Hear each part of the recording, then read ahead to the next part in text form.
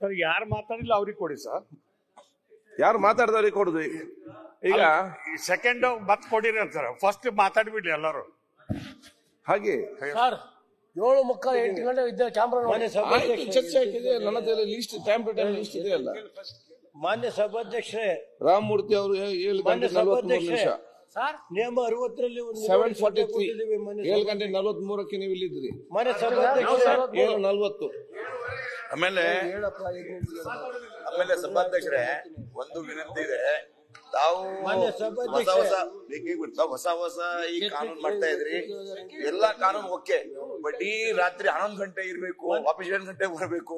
ನಾನು ಬಂದಿನಿ 7:35ಗೆ, ಬೇರೆ ದಿನ ಊರಿನ ನಮ್ದು ಕಾರ್ಯಕರ್ತ ಬರ್ತಾರೆ ಭೇಟಿಗ.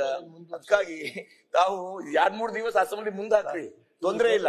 ಬಟ್ 11 ಗಂಟೆ ಇರ್ಬೇಕು, 7:38 ಬರ್ಬೇಕು. ಥೋಡಾ ಅರ್ಚನಾ ಅಧ್ಯಕ್ಷ ಇದು ಅಧಿವೇಶನ ನಡೆಯುವುದೊಮ್ಮೆ 3 ತಿಂಗಳಿಗೊಮ್ಮೆ. ಇಲ್ಲ ಅಧಿವೇಶನ ನಾವು 2-3 ದಿನ ಸ್ಟೇಷನ್ ಮಾಡ್ರಿ, ಅದು 1 ವೀಕ್ ಮುಂದೆ ಹಾಕ್ರಿ. ತಾವು ತಾಮ್ದಿ ತಕ್ಲೀಫ್ ಎಲ್ಲಾರಿಗೆ ಪಟ್ಟಳ್ರಿ. ಕರೆಕ್ಟ್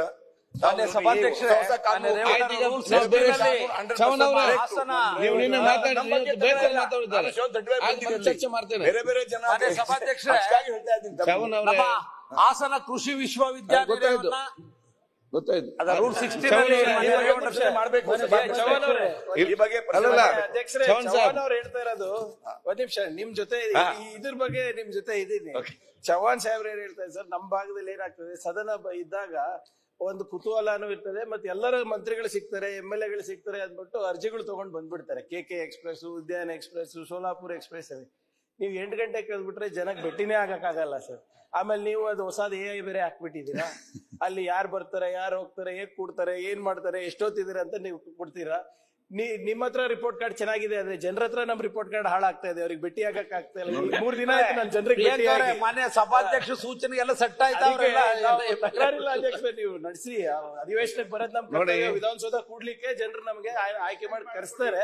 ಬಟ್ ಅವ್ರು ಹೇಳಿದಾಗ ಸ್ವಲ್ಪ ಜನರಿಗೆ ಭೇಟಿ ಮಾಡ್ಲಿಕ್ಕೆ ಅನುಕೂಲ ಮಾಡ್ಕೊಟ್ರೆ ನಮ್ಗೆ ಜನರ ರಿಪೋರ್ಟ್ ಕಾರ್ಡ್ ಅಲ್ಲೂ ಸ್ವಲ್ಪ ನಮ್ಗೆ ಒಳ್ಳೆ ನಂಬರ್ ಸಿಗುತ್ತೆ ಅಂತ ಅಷ್ಟೇ. ನಮ್ ತಕರಾರಿಲ್ಲ.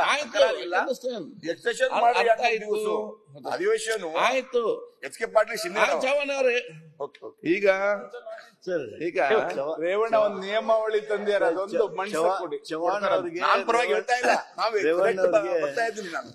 ಚವ್ಹಾಣ್ ಅವರಿಗೆ, ಮಾನ್ಯ ರೇವಣ್ಣ ಅವರಿಗೆ ವಿನಂತಿ ಮಾಡ್ಕೊಳ್ಳೋದು ಇಷ್ಟೇ. ನಾನು ನಮ್ಮ ಸಭಾಧ್ಯಕ್ಷರು ಒಂದು ದಾಖಲೆ ಮಾಡೋದಕ್ಕೆ ನಮ್ಮೆಲ್ಲರನ್ನ ಕರ್ಕೊಂಡು ದಾಪಗಾಲ ಹಾಕ್ತಾ ಇದ್ದಾರೆ.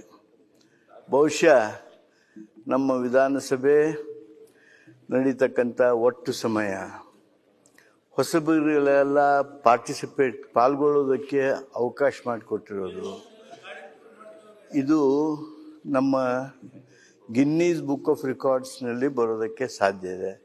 ಅದಕ್ಕೆ ಅವ್ರಿಗೆ ಶಕ್ತಿ ತುಂಬೋ ಕೆಲಸ ಒಂದು ಕಡೆ ಮಾಡೋಣ.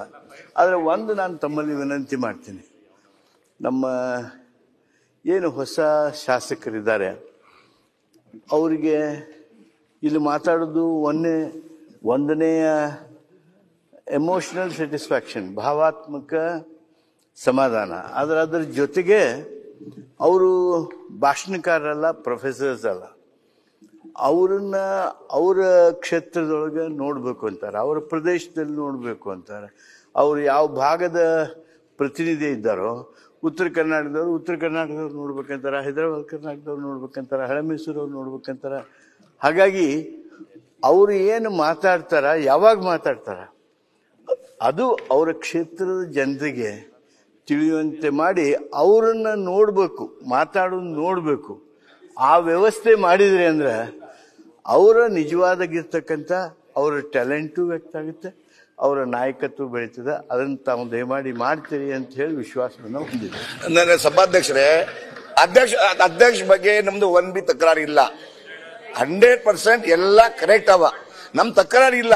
ನಾನು ಕರೆಕ್ಟ್ ಬರ್ತಾ ಇದ್ದೀನಿ. ತಾವು ಹೇಳ್ತಾ ಇದ್ರಿ ಸಭಾಧ್ಯಕ್ಷರು ಬಂದ್ಮೇಲೆ ಏನೇನು ಹೊಸ ಕಾನೂನು ಮಾಡ್ಯಾರ, ಹೊಸ ನಮ್ ಸಲುವಾಗಿ ಭಾಳ ಮಾಡಿದಾರ, ಏನ್ ತಕರಾರಿಲ್ಲ, ನಂಬಿ ತಕರಾರಿಲ್ಲ. ಬಟ್ ಎಲ್ಲಾರು ಹೇಳ್ತಾ ಇದ್ರು, ಅದಕ್ಕಾಗಿ ಗಮನಕ್ಕೆ ತರ್ತಾ ಇದೀನಿ ಅಷ್ಟೇ. ತಾವು 100ಕ್ಕೆ 100% ಮಾರ್ಕ್ ಓಕೆ, 100ಕ್ಕೆ 100 ಕರೆಕ್ಟ್. ಬಟ್ ಈ ತರ ನಮ್ ನಿನ್ನೆ ಫೋನ್ ಮಾಡಿದ್ರು, ಜನ ಬಂದಾರ ಭೇಟಿ ಅದಕ್ಕೆ ಹೇಳ್ತಾ ಇದ್ದೀನಿ ನಾನು. ಬಾಕಿ ಎಚ್ ಕೆ ಪಾಟೀಲ್ ಅವರೇ, ನಮ್ಮ ಎಕ್ಸ್ಪೀರಿಯನ್ಸ್ ನಲ್ಲಿ 4 ಟೈಮ್ MLA ಇಂಥ ಸ್ಪೀಕರ್ ನೋಡಿಲ್ಲ. ಹೇಳ್ತಾ ಇದ್ದೀನಿ, ಐ ಆಮ್ ಅಗ್ರಿ. ಬಟ್ ಏನಿದೆ ಗಮನ ತರಬೇಕು ಅಷ್ಟೇ. ನ್ಯೂಸ್ ಫಸ್ಟ್ ನಿರ್ಭೀತಿಯಿಂದ ನಿಮ್ಮ ಪರವಾಗಿ.